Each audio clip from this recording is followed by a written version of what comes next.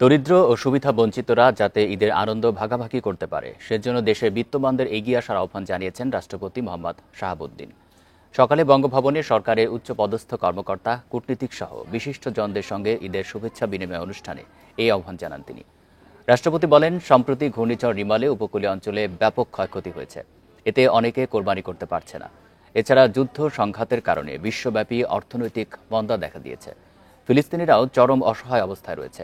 তাদের কষ্ট লাঘবে ও ঈদের খুশিতে শরিক করতে সবার চেষ্টা অব্যাহত রাখতে হবে বলে জানান রাষ্ট্রপতি। এখন জন্ম সনদ দিয়ে খোলো বিকাশ স্টুডেন্ট অ্যাকাউন্ট। নিজের বিকাশ নিজে কর।